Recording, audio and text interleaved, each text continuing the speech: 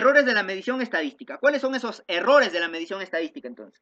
Vamos a tener dos tipos de errores, ¿no es cierto? Error aleatorio y el otro que viene a ser los sesgos, ¿ya?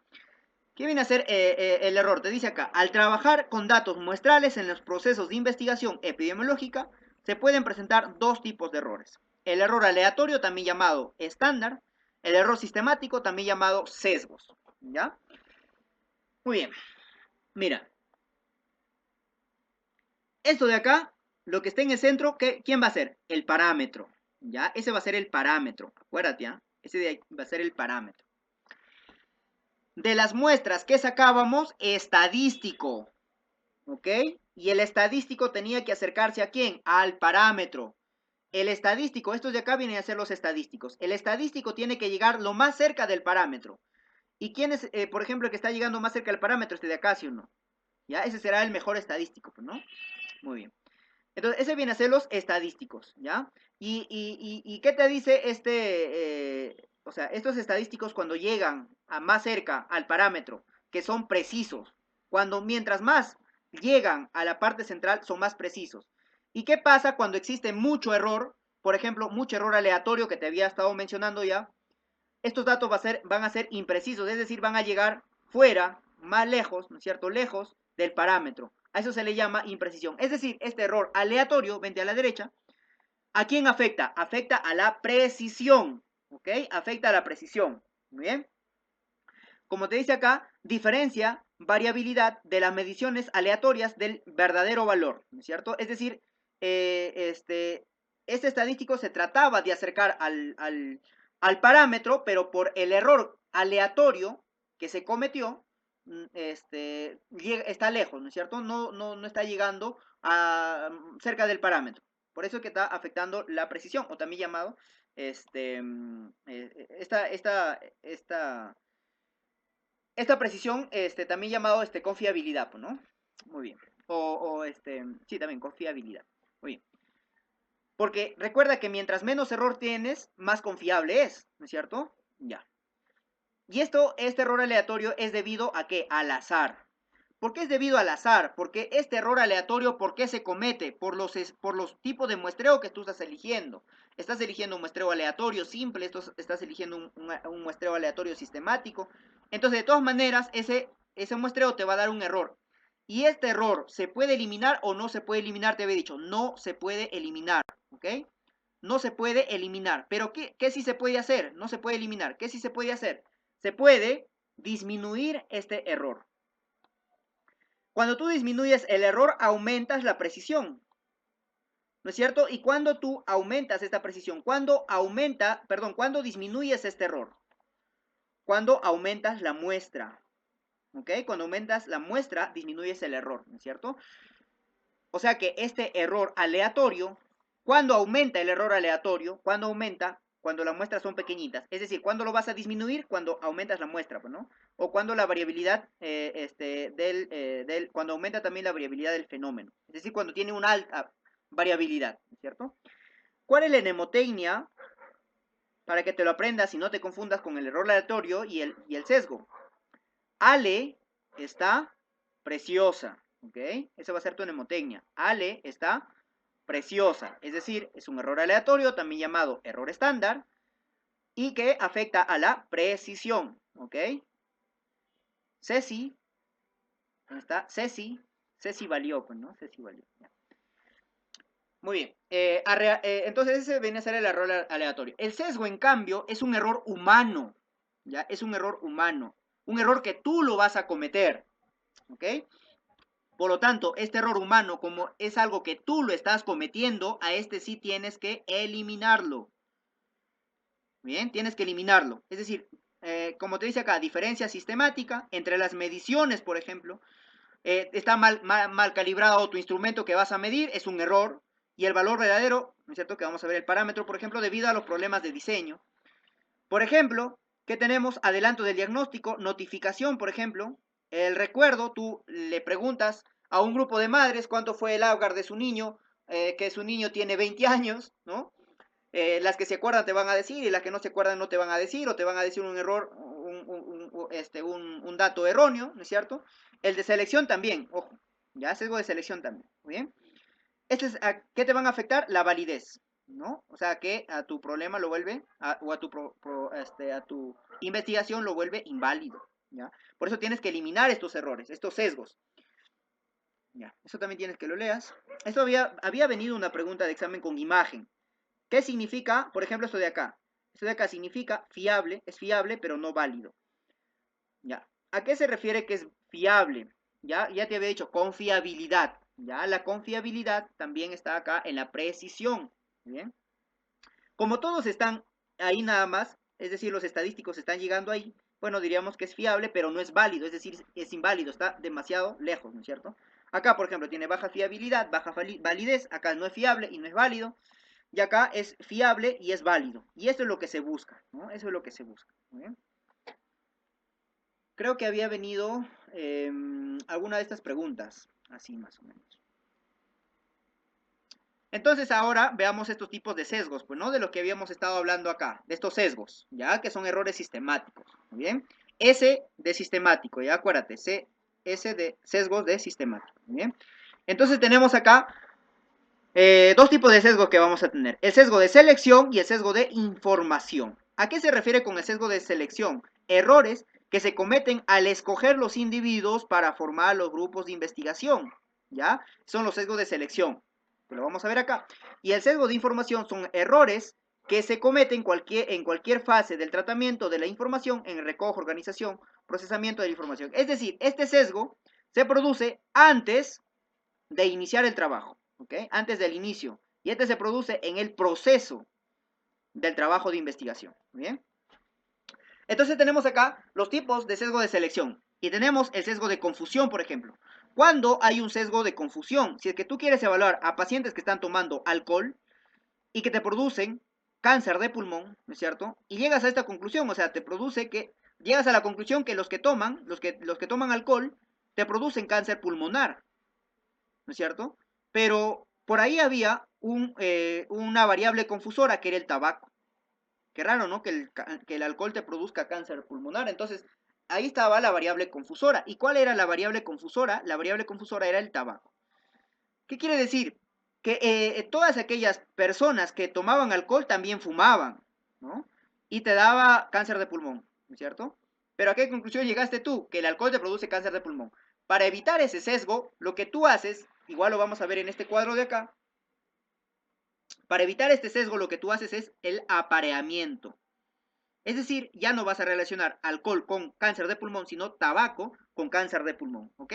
Y hay un sesgo bergsoniano, ojo, cuando tú escuches de Bergson, lo que tú vas a pensar es de pacientes hospitalizados, es decir, selección de pacientes hospitalizados. Si tú quieres comparar por ejemplo, el nivel de glucosa en pacientes hospitalizados, en cualquier hospital, por ejemplo, en el hospital Almenara, por ejemplo, ¿no? Muy bien.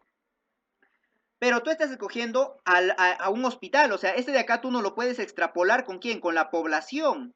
Porque si que tú lo extrapolas con la población, obviamente estos que están hospitalizados tienen más riesgo, probablemente mayor riesgo de que te hagan hiperglicemia y todo eso que la población. Y eso se llama el sesgo bergsoniano cuando tú eliges pacientes hospitalizados. Y hay otro sesgo también que se llama el sesgo de Neyman. Y este sesgo de Neyman está asociado con la incidencia, es decir, se van muriendo estos pacientes en el transcurso del tiempo. Te dice, se produce cuando la condición del estudio determina la pérdida prematura, ya sea por muerte o porque se retiran estos pacientes, por fallecimiento, ¿no es cierto?, de los sujetos afectados por ello, ¿no? Por ejemplo, estudios prospectivos longitudinales, por ejemplo, cuando hablamos acá de los cohortes, estudio de población o cuando suele destruirse también. Ahí utilizas el sesgo de Neyman. Entonces, en el sesgo de Neyman, cuando tú seleccionas pacientes nuevos, ¿ya? Pacientes nuevos. Porque esto de acá lo que te mide son incidencia, ¿ya? Y además, esto de acá, hay una muerte prematura, ¿no es cierto? Hay una pérdida prematura. Y hay otra que se llama el sesgo de respuesta. ¿Y a qué se refiere con este sesgo de respuesta? Y de este vamos a tener los voluntarios. Por ejemplo, te dice, los voluntarios son diferentes a aquellos listados. Tú quieres elaborar un proyecto de investigación y tú dices, ¿quiénes de acá quieren participar en mi estudio? Y hay varios voluntarios, y estos voluntarios probablemente sean diferentes a los que no, a los otros que no son voluntarios, ¿no es cierto? Por eso ahí también elegirías o estarías cometiendo un sesgo, ¿no es cierto? Y acá tenemos los sesgos de información, ¿no? Este sesgo de información ya es en el proceso, ¿no? Que vas obteniendo, por ejemplo, los resultados, sesgo del entrevistador, por ejemplo, conjunto de un entrevistador puede influenciar la estructura de preguntas, ¿no es cierto? Y la manera de presentar. Es decir, el conocimiento del entrevistador puede influenciar en la respuesta, ¿no es cierto?, de la variable que estás evaluando. Por eso que para que tú elimines este sesgo del entrevistador, lo que tienes que hacer es capacitar a todos tus entrevistadores para que todos vayan por igual. Sesgo de pérdida y de seguimiento. ¿Este en qué estudios ocurre? En los cohortes. Como los cohortes, estos cohortes son estudios de 5 o 10 años, en todo este transcurso, pacientes se pueden perder, ¿no es cierto? Pérdida de seguimiento. Aquellos que son perdidos en el seguimiento a quienes se retiran del estudio y pueden ser diferentes a aquellos seguidos por todo el estudio, ¿no? Sesgo de recuerdo y memoria, que ya te había mencionado, sesgo del observador, ¿no es cierto? Por ejemplo, tú quieres ver el nivel de ictericia, por ejemplo, en los pacientes, uno ve una cruz o dos cruces sobre tres cruces, otro ve tres cruces sobre tres, entonces, ahí ese es el riesgo el sesgo del observador. El sesgo de vigilancia o monitoreo, ya, también llamado efecto Hawthorne, ¿no es cierto? Este efecto Hawthorne te dice que estos sujetos que van a estar siendo observados van a modificar su comportamiento. Entonces es la modificación del comportamiento cuando los sujetos se sienten observados. A eso se refiere el efecto Hawthorne. Y este efecto Hawthorne fue hecho específicamente en esta ciudad, en el que evaluaron a los trabajadores en las mejores condiciones, ¿ya? En las mejores condiciones y a trabajadores en las peores condiciones, ¿no es cierto? A esto de las mejores condiciones le dieron buenos instrumentos, ¿no es cierto? Le dieron buena maquinaria, todas sus herramientas estaban, ok, estaban en las mejores condiciones, mientras que en los otros trabajadores estaban en las peores condiciones, no tenían unas buenas herramientas, ¿no es cierto? Estaban trabajando en una condición infrahumana. ¿Qué pasó? Que como estos investigadores estaban pendientes de los que estaban trabajando en condiciones infrahumanas, estaban que lo observan con mayor frecuencia que a estos que suponían ya iba a salir, o sea, lo que ellos esperaban es que estos trabajadores que estaban en las mejores condiciones terminaran haciendo un mayor rendimiento, ¿cierto? Un mayor rendimiento. Pero al final, ¿quiénes terminaron haciendo un mayor rendimiento? Los que estaban en condiciones infrahumanas, los que tenían peores condiciones de trabajo. Y a eso se le llamó el efecto Hawthorne, porque estos de acá estos trabajadores, como estaban siendo observados, trataban de hacer mayor productividad, mayor rendimiento. Y de ahí también surge que, por eso también que surge la supervisión, pues, ¿no? El monitoreo, ¿ya? Porque con la supervisión, con el monitoreo, aumentan el rendimiento estos trabajadores, ¿no? ¿Eh? ¿Y cómo controlamos los sesgos? Los sesgos los vamos a controlar, por ejemplo, el sesgo de confusión, ya te dije, apareamiento, el bersoniano, no elegir pacientes hospitalizados, voluntario, no pedir voluntarios, el entrevistador, capacitar mejor a los entrevistadores, pérdida de seguimiento, incrementar el individuo, es decir, el número de individuos, es decir, incrementar la muestra, instrumentos, calibración, calibrar bien los instrumentos, recuerdo, memoria, evitar recopilar información apelando a la memoria, y la vigilancia, Hawthorne, tratar de no vigilar a un grupo respecto, o sea, no tratar de sobrevigilar a un grupo respecto a otro. Si que tú lo vigilas, lo tienes que vigilar por igual a ambos. Y acá los de percepción y los de ensayo clínico, estos ensayo clínico de percepción, sobre todo se produjeron cuando se trata, llamados los ensayos clínicos aleatorios, ¿no? Cuando se trata de probar un fármaco, por ejemplo, ¿no? La efectividad de un fármaco. Entonces, acá tenías que seleccionar dos grupos, los que consumían el fármaco, los que tenían el fármaco y los que solamente tenían el placebo, ¿no es cierto? ¿Qué pasa si es que estos pacientes saben que están tomando el fármaco y estos de acá saben que están tomando el placebo? Se van a sugestionar, ¿no es cierto? Por lo tanto, tú haces el estudio, este de acá, el estudio con simple ciego. ¿A qué se refiere con simple ciego? Es decir, al quien le estás dando el tratamiento no sabe, ¿ya? Pero sabe el médico, ¿no es cierto? Sabe el investigador lo sabe. Entonces los sujetos o los pacientes no saben qué están tomando, si están tomando el fármaco o están tomando placebo. El estudio a doble ciego se refiere a que no lo sabe ni el paciente, ni el observador, ni el investigador, ¿no es cierto? El triple ciego no sabe ni el sujeto, ni el investigador, ni el que está pasando los datos, ¿no es cierto? Ni el analista. Y entonces, ¿cómo al final se va a publicar esto de acá? Porque todos al inicio todos estos fármacos y todo de acá, a todos los pacientes que estaba dando estaban rotulados, pues, ¿no? Y al final ya se trata de ver a qué paciente se le ha dado el placebo y a qué paciente se le ha dado el fármaco y ya se le da la publicación, ¿no? Lo que se utilizan con mayor frecuencia son los estudios a doble ciego, ¿no? Muy bien, vamos a pasar a pruebas de significancia estadística. ¿Ya? Pruebas de significancia estadística. Ya. Los pasos de una prueba de hipótesis. Ya. A ver, esto de acá es lo que te había estado mencionando un poquito al inicio. ¿Cuáles son los pasos de una prueba de hipótesis? A ver. Primero que tenemos que hacer es establecer la hipótesis nula y alternativa. Es decir, ya tienes tu problema, ¿no es cierto? Y eso de ahí tienes que formarlo a una hipótesis nula o a una hipótesis alternativa. Es decir, tu hipótesis tienes que transformarlo a una hipótesis de una manera matemática. ¿Y cómo lo transformas a una manera matemática? Esto de acá. Hipótesis nula, hipótesis alternativa, que ya te había explicado, ¿no? En segundo lugar, lo que tú haces es eliges el error estadístico. Por eso, el error lo eliges antes de iniciar tu trabajo de investigación. Tú dices, mi trabajo de investigación va a tener 5% de error, es decir, un índice de confiabilidad del 95%, ¿no es cierto? Muy bien, eliges un estadístico de contraste.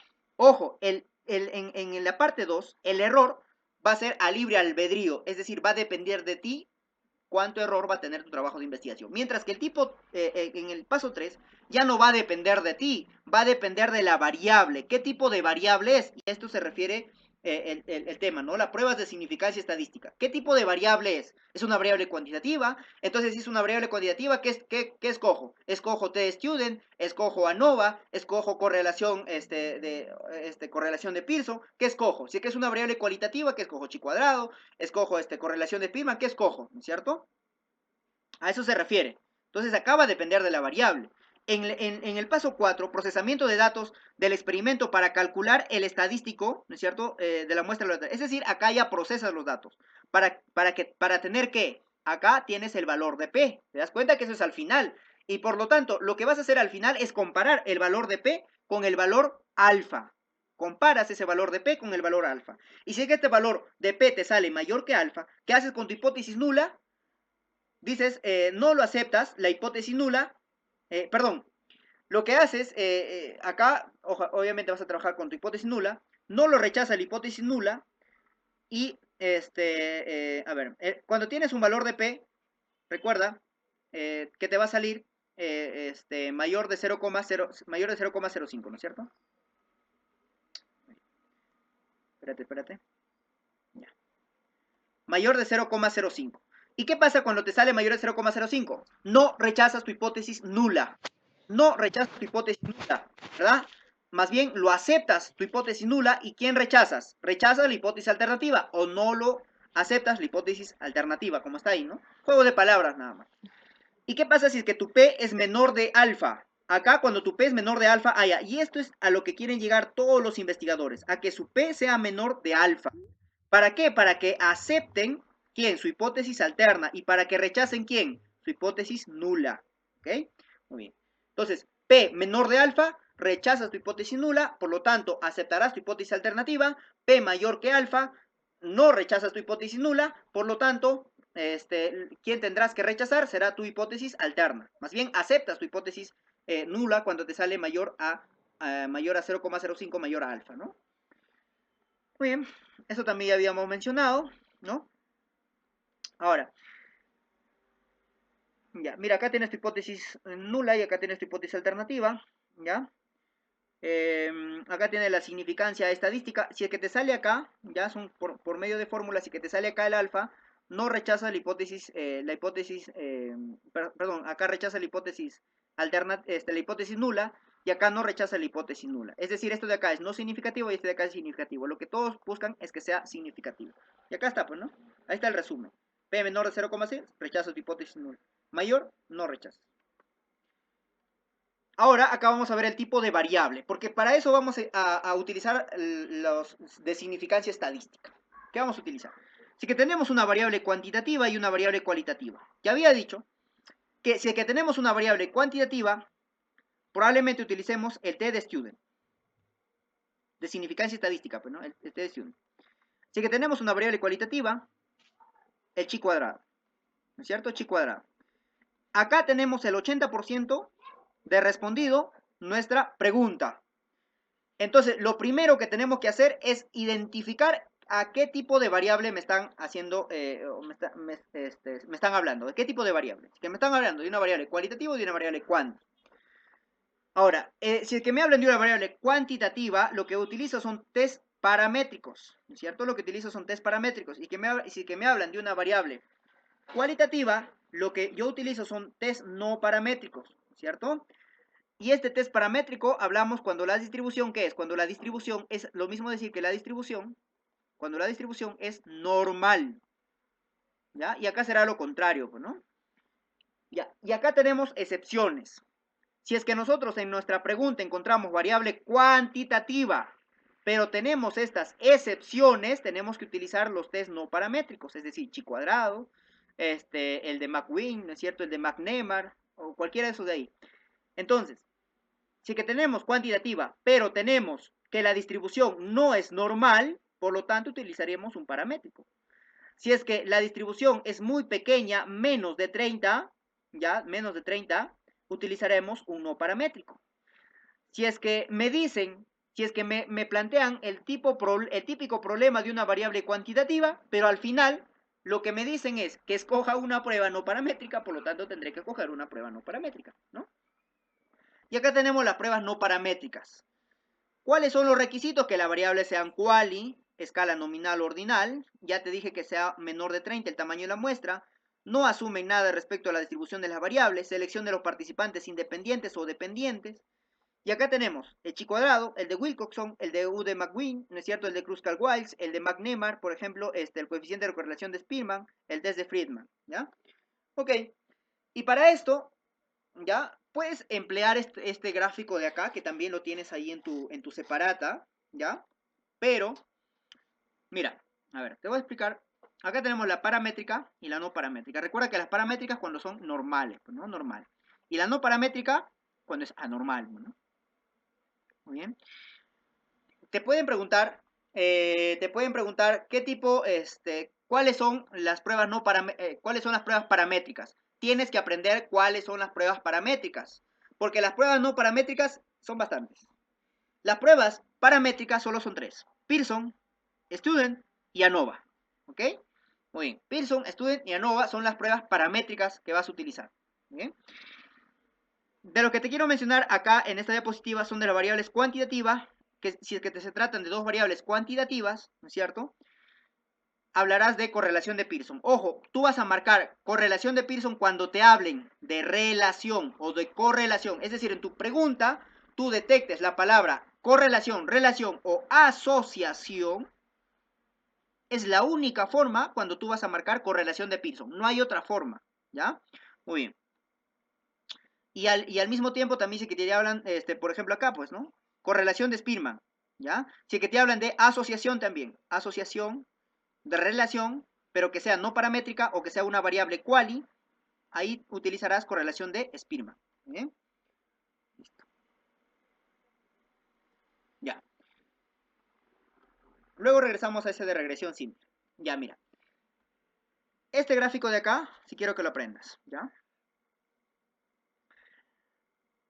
Mira, tienes acá, ¿qué prueba estadística debo elegir? Muy bien. Primero, ¿qué te dije? Lo primero que tienes que hacer es elegir qué tipo de variable. Si es que es una variable cuantitativa o si es que es una variable cualitativa. Si es que es una variable cuantitativa, ¿qué eliges? T de student. Si es que es una variable cualitativa, ¿qué eliges? Chi cuadrado. Ahí tienes un 80% de probabilidades que sea la respuesta correcta.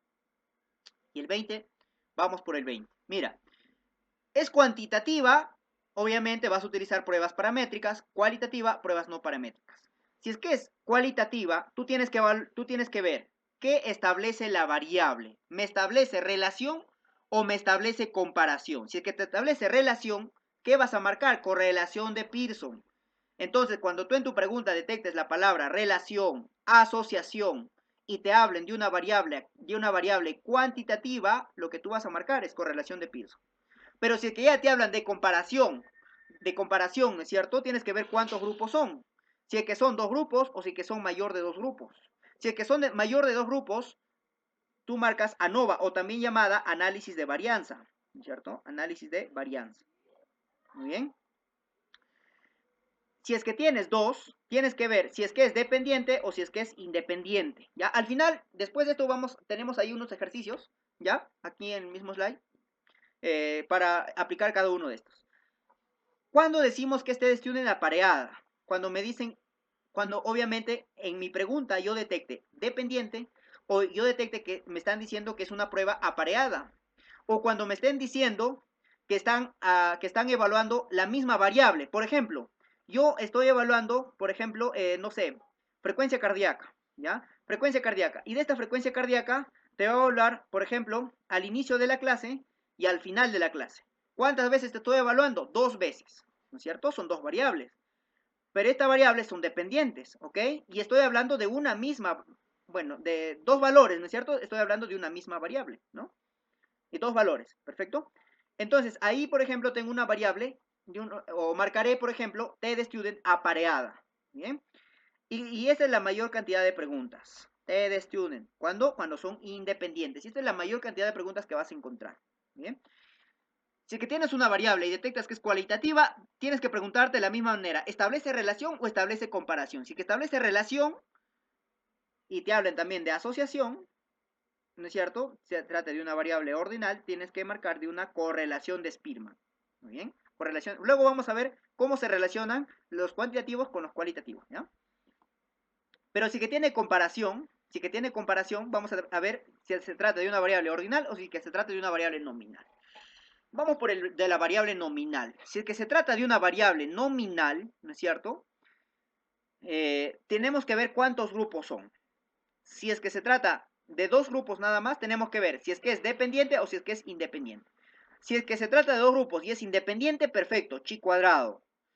¿Ya? Si es que se trata de mayor de 2 grupos y es independiente, chi cuadrado. Entonces, chi cuadrado utilizarás cuando es una variable cualitativa y cuando es de 2 o mayor igual a 2, ¿no es cierto? Y sea una variable independiente y nominal. Ojo, nominal. Porque si es que es ordinal, chao, chi cuadrado. No es chi cuadrado cuando es ordinal. Chi cuadrado es nominal, ¿ok? Muy bien. Y acá tenemos otro, el de Neymar, ¿no es cierto? El de McNeymar y el de Q. Cochrane, ¿no es cierto? Este de acá no ha sido preguntados en ningún momento, ¿ya? Mira, tenemos por acá la variable ordinal. Si es que se trata de una variable ordinal, tenemos 2 grupos, ¿no es cierto? 2 variables. Si es que es dependiente, perfecto, el de Wilcoxon. Si es que es independiente, U de McQueen. Si es que se trata de mayor a 2, si es que es independiente, el de Kruskal-Waltz. Y si es que es dependiente, el de Friedman, ¿cierto? Muy bien. ¿Cómo lo relacionamos? Mira, acá en la parte inferior ves flechas. Ya. En la correlación de Pearson, ¿con quién se relaciona? Correlación de Spearman, ¿no?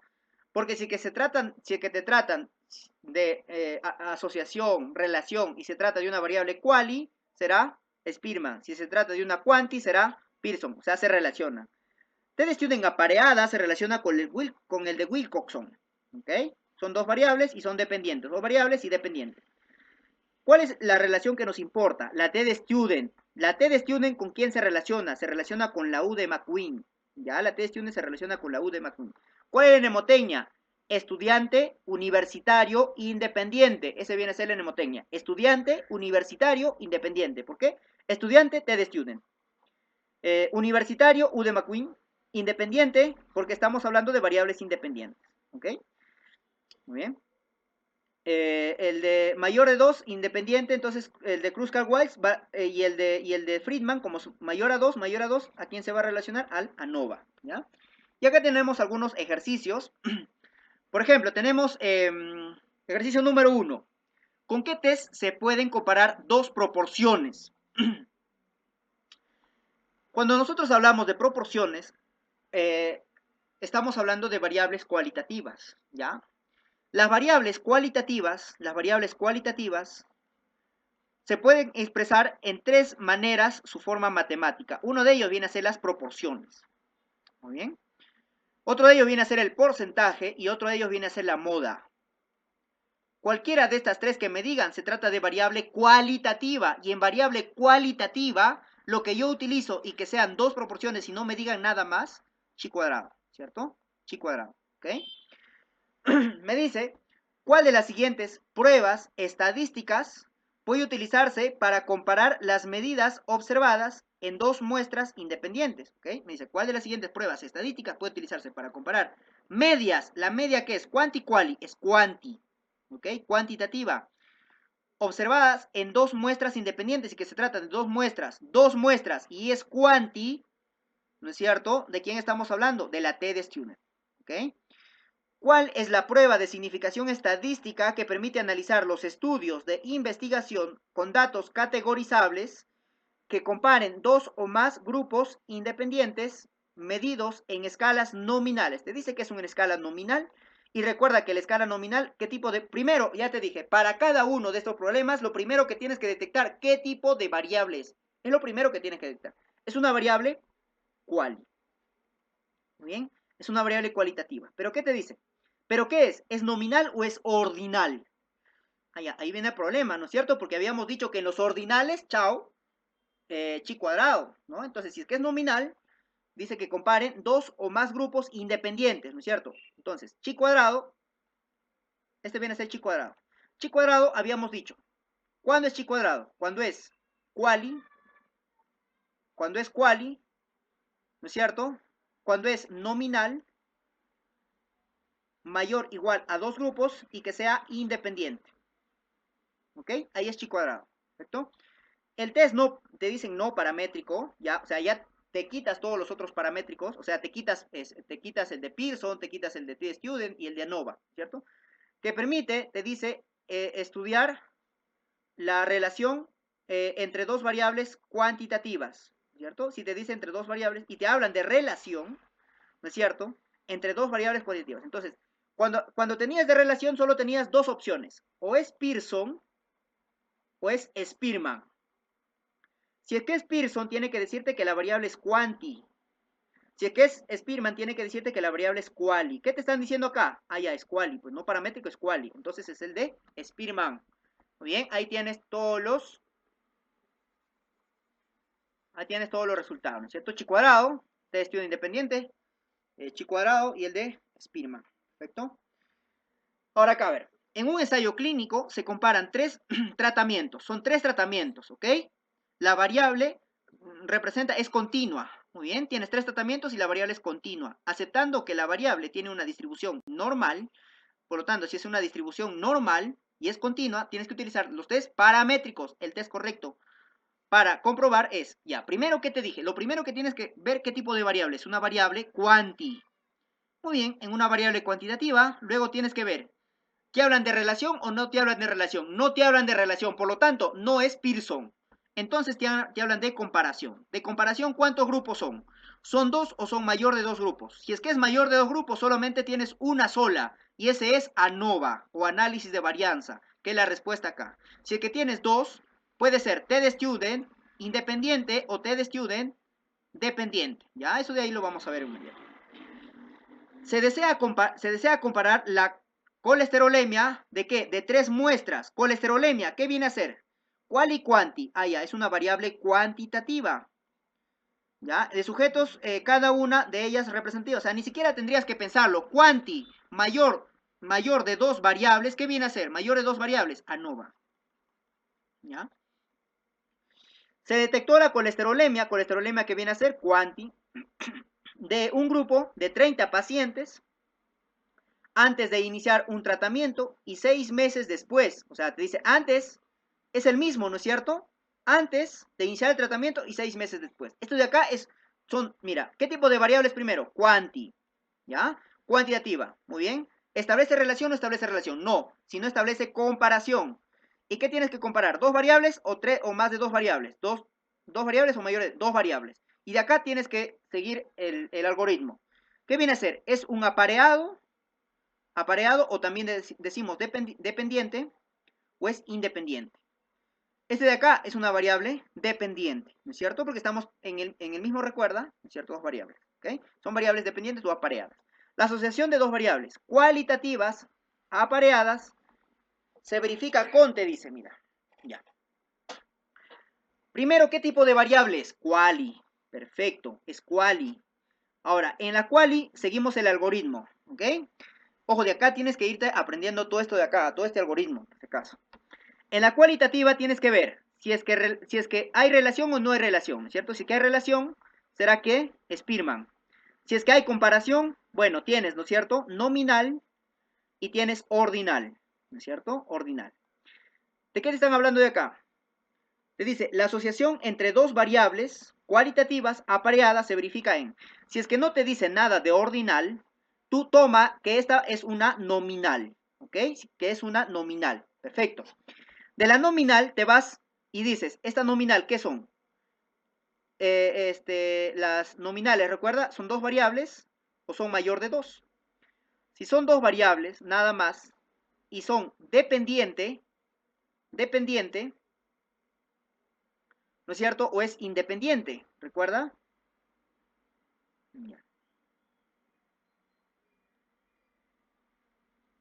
Muy bien, o es independiente, ¿no? Entonces te decías, ¿es dependiente o es independiente? Y acá, mayor de 2 y siendo independiente, cualquiera de los dos recuerda que era chi cuadrado, ¿no es cierto? Y el otro era McNemar y el de Q Cochrane, ¿no es cierto? Muy bien, entonces ahí tienes tu respuesta, el de test de McNemar. Así tú tienes que llegar a tu respuesta, ¿ok? A tu respuesta, muy bien. Como es apareada, ¿no es cierto? Es el de McNemar, ¿perfecto? Y este es el último. La existencia de la relación entre dos variables cuantitativas se verifica mediante el test de, a ver, vamos a hacerlo de manera rápida. Ya acá me están diciendo relación entre dos variables cuantitativas se verifica, a ver, esto de acá creo que lo hemos hecho, ¿no? La existencia de la relación entre dos variables cuantitativas se verifica con el test de, acá creo que acá nos hemos equivocado, creo, ¿no? Hemos copiado el mismo del anterior. Ya, a ver, vamos a encontrarle acá. Entonces lo que está ahí está mal. A ver, vamos a encontrarle, a ver. La existencia de relación entre dos variables cuantitativas se verifica mediante el test de ¿qué? Ya. Como son dos variables cuantitativas, ¿qué variables son? Cuantitativas. Perfecto. Y hay relación, ¿no es cierto? La existencia de relación entre dos variables cuantitativas se verifica mediante ¿de qué? Me hablan relación, el único que tengo es de Pearson, ¿cierto? Pearson. ¿Ya? Ahí corrígelo, ¿ya? Pearson. La comparación entre dos medidas apareadas se estudia con, te dice. A ver, la comparación, ya. Entre dos medidas y son apareadas, ya. Vamos a estudiarlo con. Me dicen qué tipo de variables. A ver, comparación entre dos medias, te dicen, ¿no? Medias, ya. Como son medias, es una cuanti. Muy bien. Y me están hablando que son apareadas. Muy bien. Son dos variables. Ese sería T de student, apareada, ¿no es cierto? O dependiente. Perfecto. Para comparar varias proposiciones, ¿de qué me están hablando? Proposición es quali, ¿ya? Con datos independientes se aplica ¿qué test? Chi cuadrado, ¿no es cierto? Chi cuadrado, perfecto. Se compara la talla promedio entre dos grupos. La talla, ¿qué es? Cuanti, perfecto. Dos grupos de niños que recibieron distintos patrones de alimentación. Cada grupo comprendía 25 niños, te dice señale la prueba de significancia más apropiada, ¿ok? Si tú te das cuenta, este de acá, si es que de acá se tratara de una variable, a ver, claro, de una variable cuantitativa, dos, está bien. Este de acá viene a ser entonces T-student, ¿no es cierto? Son cuantitativa y dos variables, ¿perfecto? Muy bien. Se desea comparar la intensidad, perdón, de dolor, y cuando te hablan de intensidad de dolor, ¿de qué habíamos dicho? ¿Qué tipo de escala es? Es una cualitativa, pero ¿qué tipo de cualitativa? Ordinal, ¿ya? Ordinal. Medida, te dice, medida en una escala ordinal, ya, bueno, te dieron ahí, entre dos grupos de sujetos que han recibido tratamientos diferentes, una prueba estadística, ¿ok? Entonces, lo mismo, hace lo mismo.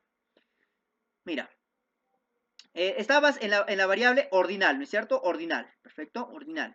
Y acá tendrías que ver si se trata de mayor de dos o dos variables. Si se trata de dos variables y además es independiente, ¿quién era independiente? La U de McWill creo era, ¿no? A ver. La U de McWill, ajá, la U de McWill. Y además, mira, si es que este de acá, ya, la U de McWill, ya así se escribe, pues, ¿no? La U de McWill, mira, MW, ¿no? La U de McWill. Entonces, si es que este de acá, tú dices que no es una quali, sino más bien dices que es una quanti, pero en una quanti con dos variables, ¿qué sería? T de student, ¿no es cierto? T de student. Y el T de student se relacionaba o no se relacionaba con la U de McQueen. Se relacionaba, ¿sí o no? Porque tú decías, estudiante universitario independiente. ¿Ok? Entonces, para eso también te puede servir. Perfecto. Muy bien. Ya, y eso es importante, chicos, ¿ya? A ver, ¿qué horas son? 7:27, ya.